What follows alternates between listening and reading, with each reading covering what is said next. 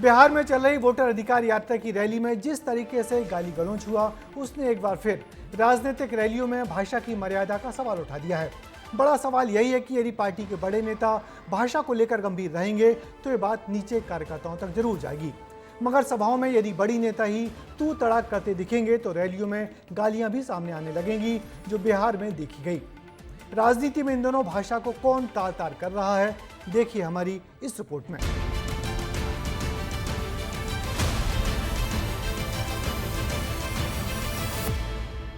बिहार की सियासी पिच पर इस बार इंडिया गठबंधन की तिकड़ी ने धमाकेदार एंट्री मारी। कांग्रेस के राहुल गांधी, राजद के तेजस्वी यादव और समाजवादी पार्टी के अखिलेश यादव की वोटर अधिकार यात्रा ने बिहार की सियासत में हलचल मचा दी। बिहार से ही क्रांति वोट अधिकार यात्रा शुरू हुई और पूरे देश में फैलने जा रही है। ये दो लोग गुजरात से आकर के बताएंगे कि कौन बिहारी वोट देगा, कौन नहीं देगा। हम लोगों ने मिलकर के अवध में हराया था, इस बार मगध में आपकी जिम्मेदारी है भारतीय जनता पार्टी को हराने के लिए। और मैं नारा देता हूं कि अब की बार बिहार से बाहर बीजेपी जाने वाली है। 17 अगस्त को सासाराम से शुरू हुई ये 16 दिन की यात्रा 30 अगस्त को अपने अंतिम पड़ाव सिवान और आरा पहुंची। यात्रा में राहुल, तेजस्वी और अखिलेश ने बीजेपी और चुनाव आयोग पर कई निशाने साधे। इस टिकड़ी ने MY यानी मुस्लिम यादव और PDA यानी पिछड़ा दलित अल्पसंख्यक समीकरण को मजबूत करने की कोशिश की, जिसका असर यूपी बिहार की सीमा से सटे इलाकों में दिखाई देगा, ऐसा माना जा रहा है। लेकिन इस सियासी जोश के बीच एक गाली विवाद ने भी हवा बदली है। दरअसल दरभंगा के अतरबेल में राहुल की सभा में मंच से प्रधानमंत्री नरेंद्र मोदी और उनकी स्वर्गीय मां के लिए ऐसी ऐसी बातें कही गई, जिसे ना खुद सुना जा सकता है और ना ही आपको सुनाया जा सकता है। नौशाद नाम के शख्स ने दरभंगा में राहुल की यात्रा का कार्यक्रम आयोजित किया था, जिसमें मोहम्मद रिजवी नाम के शख्स ने मंच से प्रधानमंत्री को लेकर आपत्तिजनक टिप्पणियां की। इस गाली कांड ने बीजेपी कार्यकर्ताओं का गुस्सा भड़काया।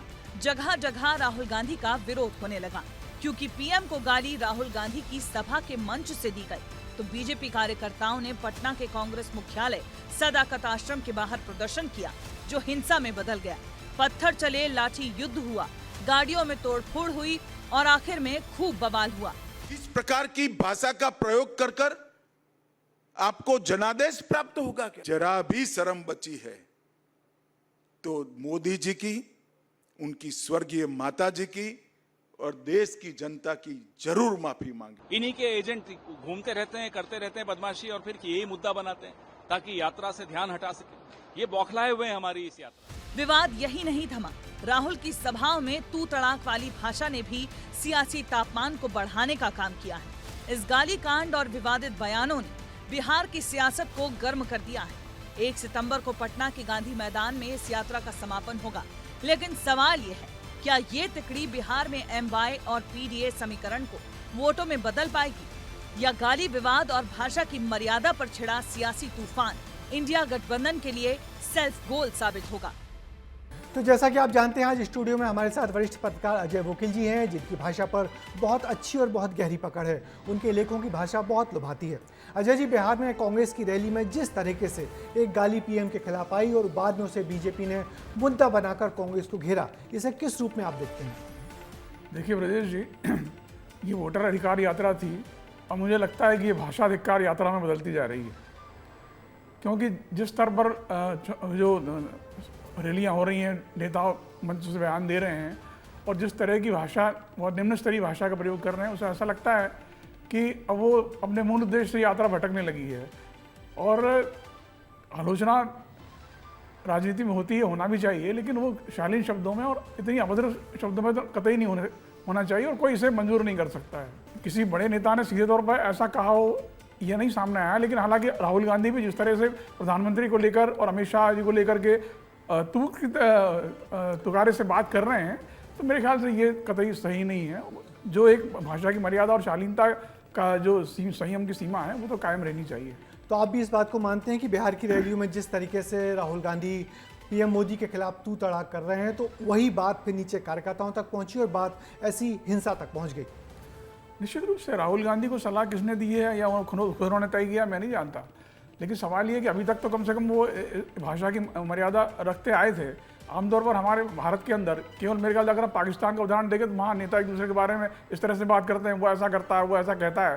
लेकिन हमारे यहाँ मोटे तौर पर राजनेता एक दूसरे को जी लगा करके बात करते हैं, भले ही वो आलोचना करें, लेकिन आलोचना भी सम्मानजनक ढंग से होती है। लेकिन अगर वो रोग यहाँ भी लग गया है नेताओं को कि लोग आलोचना में इस तरह की भाषा प्रयोग करें जो हमारे यहाँ अभद्र मानी जाती है और हल्की भाषा मानी जाती है, तो फिर मेरे ख्याल से ये बहुत अच्छी बात नहीं है।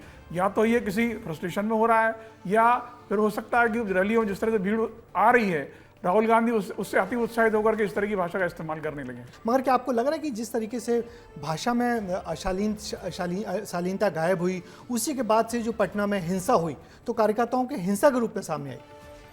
देखिए, जो इसके जवाब में जो हिंसा की भाजपा कहा जा रहा है कि भाजपा कार्यकर्ताओं ने हमला किया और लाठी वगैरह चली वहाँ पर, तो मेरे ख्याल से उसके प्रतिरोध का ये भी सही तरीका नहीं है। अगर कोई अभद्र भाषा का इस्तेमाल कर रहा तो उसका संदेश जो है जनता में सीधे सीधे जा रहा है, उसको आप अगर लाठी डंडों से उसका अगर मुकाबला करेंगे, उसका जवाब देना चाहेंगे, तो मेरे ख्याल से ये भी सही नहीं है।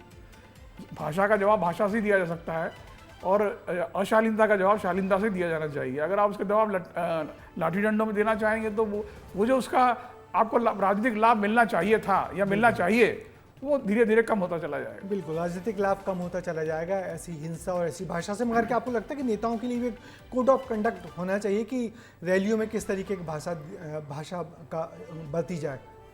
निश्चित रूप से अगर ऐसा कोई प्रयास होता तो बहुत अच्छी बात। जब संसद के अंदर असंसदीय शब्दों का प्रावधान है कि आप उनका इस्तेमाल नहीं कर सकते, तो सार्वजनिक रूप से दिए जा रहे भाषणों में ऐसी कोई आचरण संहिता या भाषा संहिता या शब्द संहिता नहीं हो सकती क्या? ये होना चाहिए कि सार्वजनिक मंचों से जब भाषण दे रहे हैं तो कम से कम एक मर्यादा का पालन तो करना चाहिए। इसमें अगर बनती है तो मेरे ख्याल से सही होगा। और अब जिस तरीके से आज ये तिकड़ी उतरी है बिहार में अखिलेश यादव, तेजस्वी यादव और राहुल गांधी की, इससे बिहार की पॉलिटिक्स में आने वाले चुनाव पे कोई असर पड़ेगा क्या? देखिए, मेरे ख्याल से जो राजनीतिक लाभ राहुल गांधी या तेजस्वी यादव को शुरू में मिलता दिख रहा था, क्योंकि हर एक मुद्दे को उन्होंने बड़े जोरों से उठाया। मुद्दा कितना सही है गलत है वो अलग मुद्दा है, लेकिन वो जिस तरह से उसको जनता के बीच ले जा रहे हैं और इन्होंने सरकार को घेरा है, नीतीश सरकार को घेरा है, मोदी सरकार को घेरा और चुनाव आयोग को भी शामिल कर लिया है, तो एक तरह से 13 हमला वो कर रहे हैं लगातार। तो वो कितना सही है, कितना जायज़ है, कितना प्रामाणिक है ये नहीं पता, लेकिन जनता को एक मैसेज देने की कोशिश की जा रही है कि सब कुछ गड़बड़ है और इस तरह से ये चुनाव जीत रहे हैं। तो लेकिन अगर इस तरह की भाषा के साथ अगर वो जाएंगे तो मेरे ख्याल से वो जो राजनीतिक लाभ लेना चाहते थे वो उतना नहीं मिल पाएगा। बिल्कुल, भाषा की शालीनता जरूरी है और अपना संदेश पहुंचाने के लिए अच्छी भाषा होनी चाहिए, नहीं तो ऐसा रैलियों का फायदा नहीं मिल पाएगा। तो अब चलते हैं इस मुद्दे पर पॉलिटिकल राउंडअप के एक्सपर्ट कमेंट पर। तो हमारे नेताओं की भाषा की मर्यादा पर पॉलिटिकल राउंडअप का एक्सपर्ट कमेंट ये है कि राजनेताओं से भाषण के दौरान अच्छी भाषा और विचारों की उम्मीद की जाती है, मगर यदि नेता ही भावावेश में भाषा की सीमा लागेंगे तो बात बिगड़ेगी। नेताओं में आपसी कटुता बढ़ेगी जो कार्यकर्ताओं तक जाकर हिंसा के रूप में फैलेगी। इसलिए जबान संभाल कर बोलना बहुत जरूरी है।